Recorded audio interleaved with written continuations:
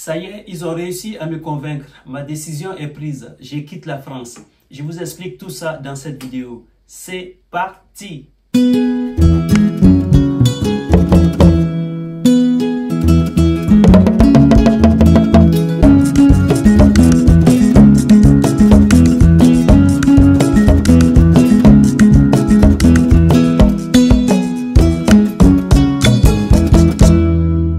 Et oui, ma décision est prise. Je quitte la France. Oui, comme vous l'avez vu un peu partout, c'est très tendance en ce moment. Tous les Africains ont ce mot dans la bouche. Je quitte la France. Je quitte l'Europe. Je quitte l'Occident. Je retourne au pays. Mais il faut comprendre que c'est super important. La diaspora de chaque pays est très importante. Pourquoi? Je vais vous sortir quelques exemples. Si tu me découvres pour la première fois, bon ben, bienvenue sur cette chaîne.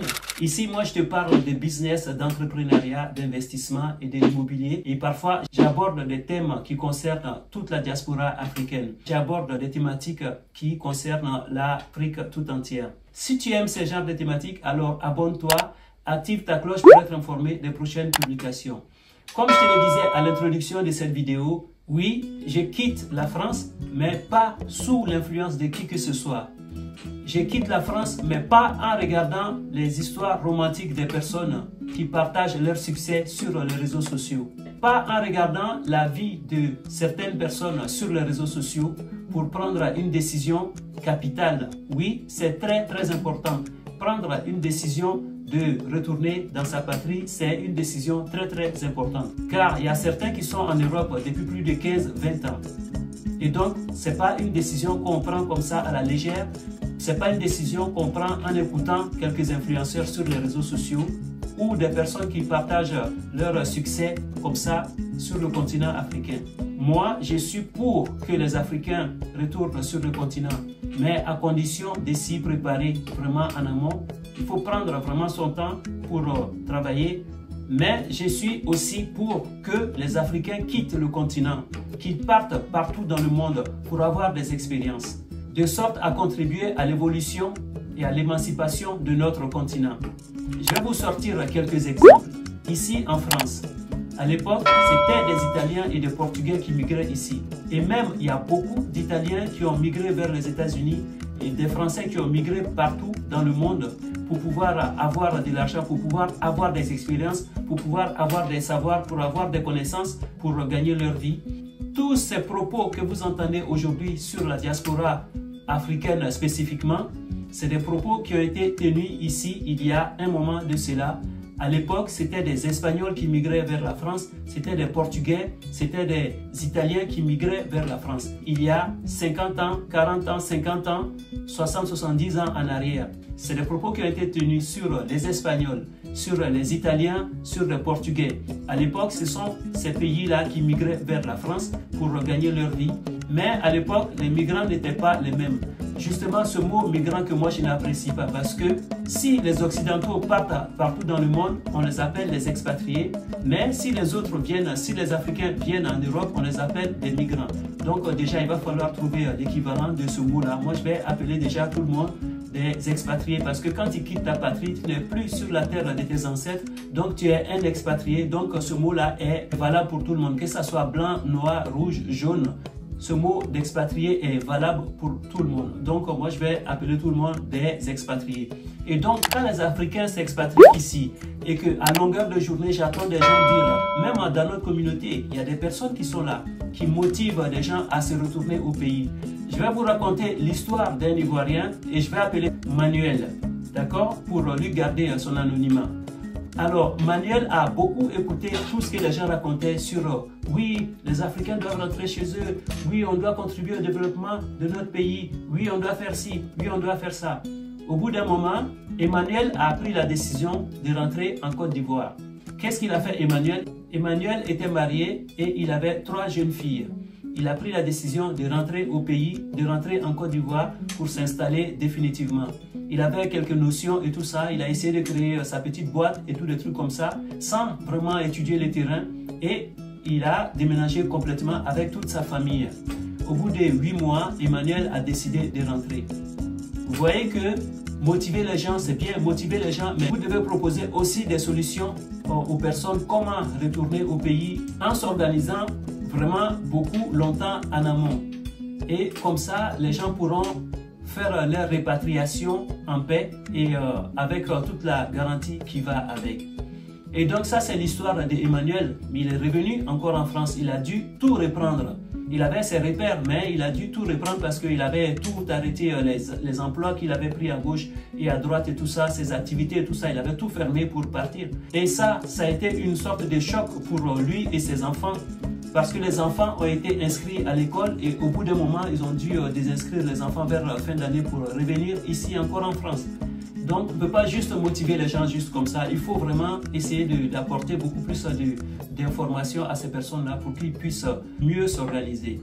Ça, c'est les aventures malheureuses d'Emmanuel qui avait pris la décision en écoutant vraiment les gens à longueur de journée qui disaient oui, on doit retourner sur notre terre, on doit retourner sur notre continent pour contribuer au développement. Oui, moi je suis pour qu'on contribue à l'évolution de notre continent, de nos pays respectifs. Mais il faut savoir que la diaspora a un point super important. Je vais vous sortir deux exemples. Ok, l'Italie à l'époque, l'Italie faisait partie vraiment des pays les plus pauvres. Tout à l'heure, je vous disais que les Italiens migraient ici en France. Il y avait des surnoms, on les appelait de tous les noms d'oiseaux à l'époque. Mais d'ici, ils ont pu contribuer au développement de leur pays. Et encore plus loin, les Italiens partaient aux États-Unis. Si vous regardez bien, il y a plein d'Américains qui ont des noms à consonance italienne. Parce qu'il y a plein d'Italiens qui ont migré, des millions d'Italiens qui ont migré aux États-Unis pour pouvoir contribuer au développement de leur patrie, pour pouvoir contribuer au développement de leur pays, pour pouvoir subvenir aux besoins de leur pays. Et donc aujourd'hui, l'Italie tient une place importante dans l'Union européenne. Je pense que l'Italie fait partie des 5 pays fondateurs de l'Union européenne, si je ne me trompe pas. Maintenant, je vais vous sortir un exemple de la puissance de la diaspora, l'exemple de la première puissance économique mondiale qui est la Chine. Moi, je me souviens quand j'étais plus jeune en Côte d'Ivoire, je voyais les Chinois qui arrivaient. Au début, on les voyait juste comme ça avec des médicaments. Ils se baladaient comme ça. Ils vendaient des médicaments comme nos sœurs la faisaient là. Ils vendaient des médicaments comme ça avec des assiettes sur la tête. Ils se baladaient pour vendre les médicaments. Au bout d'un moment, j'ai vu ces Chinois-là qui ont acheté une table. Ils se sont assis. Ça commençait à être des ventes sur place. Au bout d'un moment, là où ils étaient assis, il y avait un magasin derrière. Ils ont pris le magasin derrière. Au bout d'un moment, ils ont pris tout l'immeuble. Comment est-ce que ça s'est passé?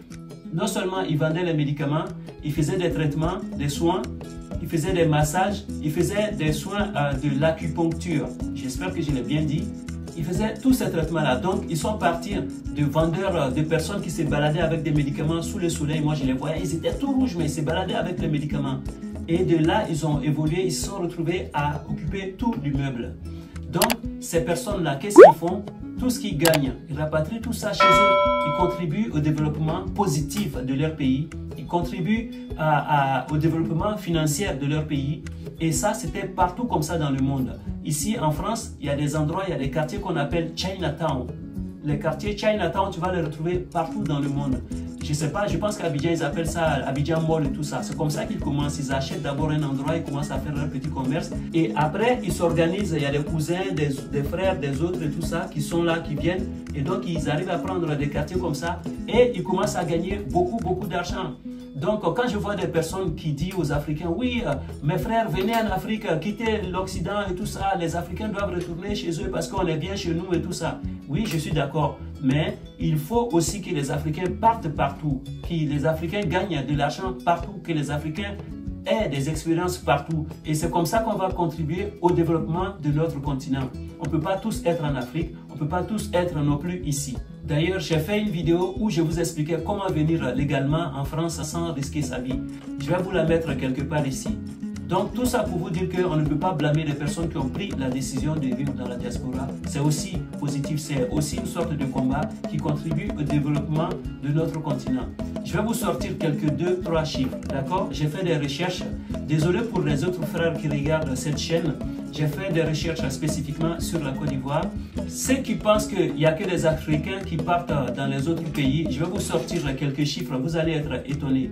D'après mes recherches, il y a 240 000 Ivoiriens qui vivent en France. contre 18 000 Français qui vivent en Côte d'Ivoire. Ça, c'est de la Côte d'Ivoire vers la France et de la France vers la Côte d'Ivoire. Maintenant, on va voir les chiffres dans le monde entier. D'après mes recherches, on estime qu'il y a 1,15 million Ivoiriens qui vivent un peu partout dans le monde entier. Ça, c'est les Ivoiriens qui vivent à l'étranger. Maintenant, je vais vous sortir le chiffre des Français qui vivent à l'étranger. Et là, on estime qu'il y a environ 2 500 000 Français qui vivent partout dans le monde entier. Vous voyez que la balance n'est pas la même. C'est vrai qu'en Côte d'Ivoire, on fait à peu près 30 millions d'habitants et que la France compte à peu près 70 millions d'habitants. Donc, il y a 2 500 000 Français qui vivent partout dans le monde et il y a 1,15 million Ivoiriens qui vivent partout dans le monde. Maintenant, on va parler d'argent. L'argent que la diaspora ivoirienne rapporte à la Côte d'Ivoire.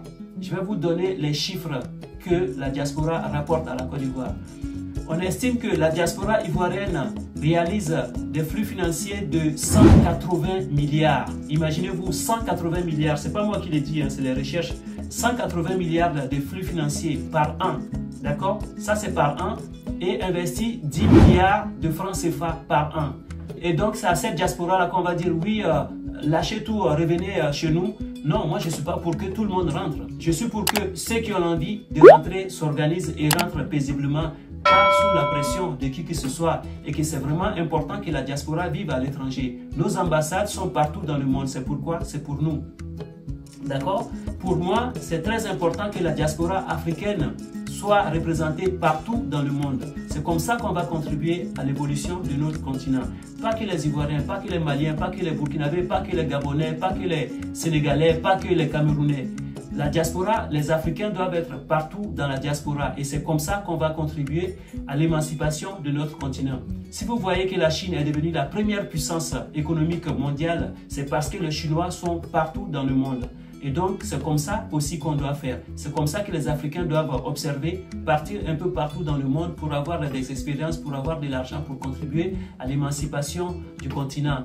Les gens doivent sortir, mais de façon légale. Les gens doivent sortir légalement. Ils doivent pouvoir circuler légalement, pas en traversant par le désert ou passant par la Méditerranée au risque de perdre sa vie. Voilà, ma vidéo d'aujourd'hui consistait à démystifier un peu cette tendance-là et à casser un peu cette pression-là qu'on met à tout le monde, qu'on met aux Africains en leur disant « Oui, nous devons rentrer chez nous pour contribuer au développement ». J'entends toutes ces personnes-là qui motivent la diaspora à retourner sur le continent. Mais il faut savoir aussi que la diaspora a une place très importante dans le processus du développement d'un pays et même du continent. Voilà, si tu as aimé cette vidéo, n'oublie pas de la liker, de la partager dans tous tes réseaux sociaux afin que cette chaîne soit vue de tout le monde. Et je te dis à bientôt pour une nouvelle vidéo. Ciao, ciao, ciao!